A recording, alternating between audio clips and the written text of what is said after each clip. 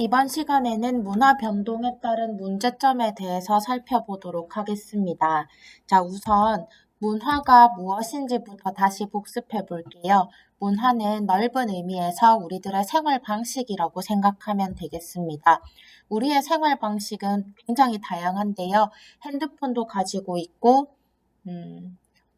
겨울에는 어떤 이불을 쓰고, 어떤 옷이 유행하고, 어떤 드라마를 많이 보고, 어떤 가전제품이 인기가 많고, 이런 것들이 전부 다 우리들의 생활 방식인데요. 그래서 우리들의 생활 방식 안에는 집도 있고, 음식, 옷도 있고요. 규칙도 있고, 학교에 있는 학교마다 규칙이 또 다르잖아요. 뭐 나라마다 규칙이 법이 또 다르고, 그리고 우리는 단군 신화를 어릴 때부터 배우면서 우리 민족은 이렇게 탄생했구나 이런 것들을 알 수 있습니다. 자, 이런 것들을 문화 요소라고 불러요. 우리들의 문화를 구성하고 있는 것들, 그걸 문화 요소라고 부릅니다. 우리들의 문화를 구성하고 있는 것들, 그걸 문화 요소라고 불러요. 그런데 그 문화 요소를 좀 구분해 볼게요. 이렇게 집, 옷, 음식처럼 물건이나 아니면 기술 같은 것들 물질 문화라고 불러요. 의식주와 같은 물건이나 기술을 물질 문화라고 부릅니다.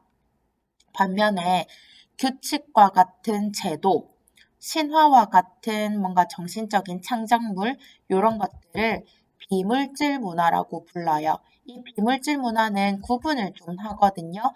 규칙과 같은 법을 제도 문화라고 부르고요. 그래서 가족제도, 교육제도, 결혼제도 이런 것들이 전부 다 법으로 만들어져 있잖아요. 이걸 제도 문화라고 부르고 단군 신화와 같이 아니면 한글 이런 것과 같이 정신적 창작물들을 관념 문화라고 부릅니다. 우리들의 문화, 생활 양식이 변화할 때 이 모든 문화 요소가 같은 속도로 변하지는 않고요. 대부분 물질 문화가 빨리 변할까, 비물질 문화가 빨리 변할까?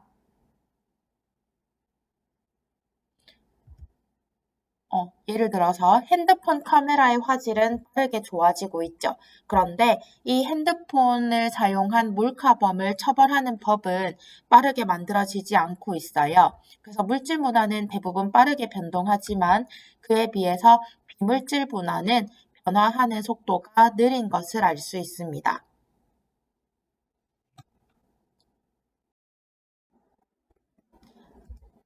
이렇게 의식주나 기술 등의 물질 문화는 빠르게 변화하지만 제도나 규범, 가치관과 같은 비물질 문화는 상대적으로 변화 속도가 느린데요. 이처럼 물질 문화의 변동 속도와 비물질 문화의 변동 속도 간의 차이로 나타나는 구조화 현상을 문화 지체라고 부릅니다. 예를 들어 볼게요. 생각열기에 있는 글을 읽어보겠습니다. 현대인한테 자동차는 생활의 일부다. 그런데 평소에는 점잖은 사람도 운전대만 잡으면 상대방에게 눈을 부라리고 욕설을 한다. 지금 불법 주정차, 난폭운전, 음주운전 등 피해도 끊이지 않는다. 자동차는 급격히 증가했습니다. 하지만 사람들의 운전의식 변화는 그에 미치지 못해서 발생한 문제인데요. 이런 문제를 해결하기 위해서는 음, 이런 문제를 제대로 잡기 위한 제도 문화, 법을 만들거나 아니면 사람들의 의식 수준이 빠르게 성장하는 것이 필요하다고 볼 수 있습니다. 이걸 문화 지체라고 부릅니다. 문화가 변동할 때 문화 지체 말고도 또 다른 문제가 있어요. 문화 정체성의 약화인데요. 문화 정체성이 뭐냐면, 그래, 우리의 문화는 무엇이다 라고 알 수 있는 거야. 자아 정체성이 내가 누군지를 아는 거잖아요. 문화 정체성은 우리 문화가 무엇인지 아는 것, 우리 문화를 똑바로 마주할 수 있는 것, 그런 것들을 문화 정체성이라고 합니다. 하지만 다른 사회 새로운 문화 요소가 유입되면서 자기 문화에 대한 자부심과 긍지가 줄어들고 결국 자기 문화를 보존하고 발전시키려는 의지가 약해져서 문화 정체성을 상실할 수 있습니다. 예를 들어서 양복들이 막 들어오니까 우리 이제 거의 한복 생활을 하지 않죠. 어, 외국의 노래, 팝송 이런 것들을 많이 들으면서 우리나라의 판소리를 무시하거나 판소리에 대해서 알지 못하는 것들, 이런 것들을 문화 정체성이 약화된다고 볼 수 있습니다. 자, 밑에 탐구 활동을 보면서 문제를 풀어볼게요. 자, 지금 1번 층간소음을 왜 문화지체로 보는지 그 이유를 말해보자. 자, 지금 밑에서 세 번째 줄을 보면요.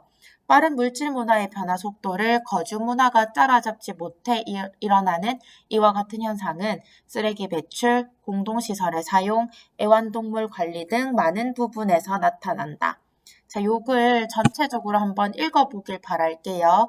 자, 그래서 결론부터 얘기하면 아파트는 빠르게 만들어지고 아파트라는 문화가 새로 들어왔는데 아파트라는 물질 문화는 빠르게 도입이 되었지만 이것과 관련된 법이 만들어지지 않았고 이렇게 공동주택 생활을 할 때 어떻게 살아야 하는지 사람들의 의식 수준도 그만큼 따라오지 못했다는 걸 볼 수 있습니다. 그래서 이걸 문화지체라고 볼 수 있어요. 자, 이런 문화지체나 문화 정체성의 약화 사례 하나씩 발표해보자. 2번 문제를 볼게요. 문화지체 사례. 공연장에서 울리는 핸드폰 벨소리. 그러니까 핸드폰이라는 물질은 빠르게 발전했지만 이걸 어떻게 사용해야 되는지 예절은 발전하지 못했죠. 예약 시스템의 발달 속도를 예약 문화가 쫓아가지 못해서 발생하는 노쇼 현상. 이제 누구나 예약을 쉽게 할 수 있어요. 그런 기술이 생겼지만 사람들이 너무나도 쉽게 그걸 예약을 취소해버리는 의식 자체가 문제가 되는 거죠. 이제 문화 정체성이 약화된 사례. 우리말보다 외국어로 된 간판이나 이름을 더 세련된 것으로 생각하고 그런 것들을 선호하는 걸 문화 정체성이 약화되었다고 볼 수 있습니다. 세 번째, 문화가 변동하게 되면 아노미 현상이 생길 수 있습니다. 우리 급격한 사회 변동이 일탈을 저지르게 된다. 디르케메 아노미 이론에서 배웠죠.